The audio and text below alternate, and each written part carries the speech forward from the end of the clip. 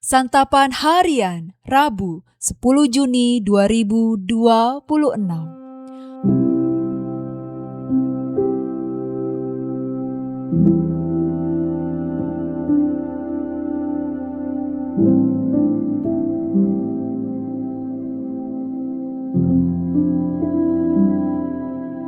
Inilah program Santapan Harian, sebuah program yang mengajak Anda menelusuri isi Alkitab, agar Anda menemukan makna firman Tuhan sesuai dengan konteksnya.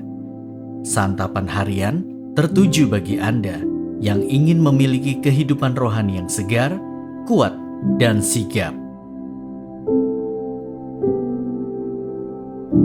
Hari ini kita akan membaca 1 Korintus pasalnya yang ke-15, ayat 12 hingga ayatnya yang ke-34. Namun kita akan membacanya pada ayat ke-12 hingga ayatnya yang ke-19. Sebelumnya, mari kita berdoa. Allah Sang Sumber Kehidupan, biarlah firman-Mu hari ini menyegarkan jiwa kami. Saat dunia membuat hati kami letih, kuatkan kami melalui sabda-Mu. Penuhi hati kami dengan damai dan pengharapan baru. Di dalam nama Putra-Mu yang kudus, Yesus Kristus, kami berdoa. Amin. 1 Korintus 15 ayat 12-19. Jadi bila mana diberitakan bahwa Kristus dibangkitkan dari antara orang mati, bagaimana mungkin ada di antara kamu yang mengatakan bahwa tidak ada kebangkitan orang mati? Seandainya tidak ada kebangkitan orang mati, Kristus juga tidak dibangkitkan. Andai kata Kristus tidak dibangkitkan, sia-sialah pemberitaan kami dan sia-sialah juga kepercayaan kamu. Lebih daripada itu, kami ternyata berdusta terhadap Allah, karena tentang Dia kami katakan bahwa Ia telah membangkitkan Kristus, padahal Ia tidak membangkitkannya. Andai kata benar bahwa orang mati tidak dibangkitkan. Sebab jika benar orang mati tidak dibangkitkan, Kristus juga tidak dibangkitkan.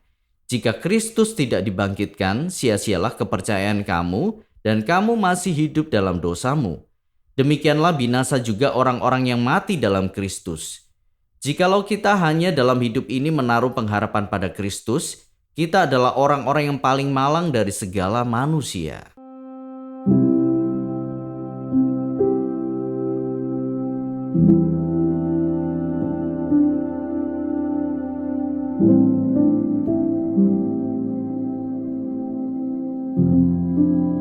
Sahabat Scripture Union Indonesia, bayangkan apa jadinya bila seseorang berjuang hingga mengorbankan segalanya demi sesuatu yang ternyata tidak pernah ada.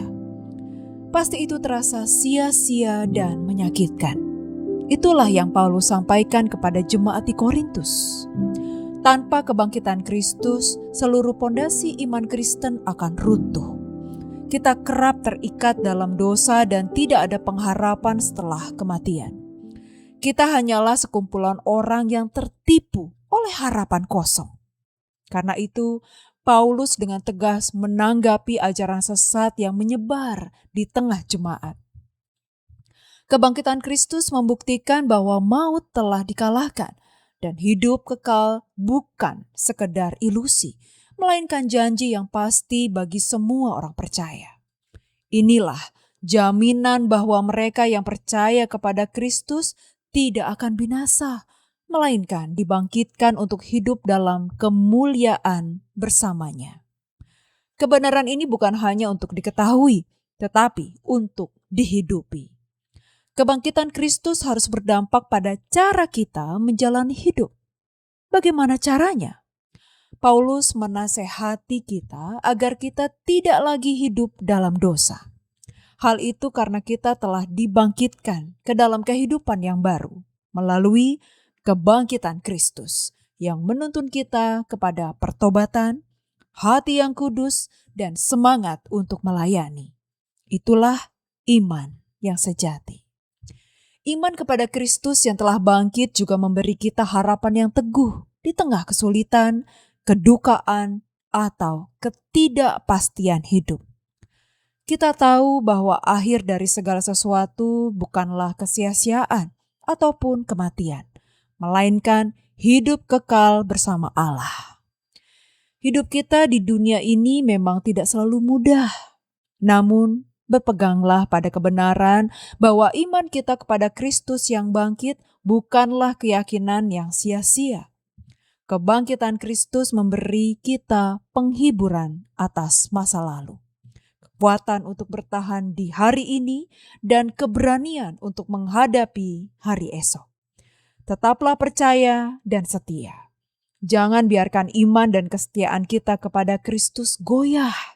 Tetaplah kuat dan giat dalam pekerjaan Tuhan, sebab jerih payah kita tidak akan sia-sia. Mari kita berdoa. Tuhan Yesus, di tengah jalan hidup yang penuh dengan air mata, pergumulan, dan ketidakpastian, ajarlah kami untuk tetap berpegang pada kasih dan janji-Mu.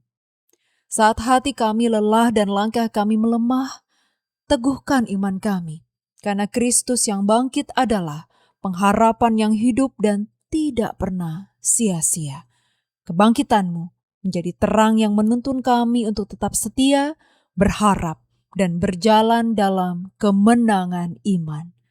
Dalam kasih-Mu Yesus, kami berdoa. Amin.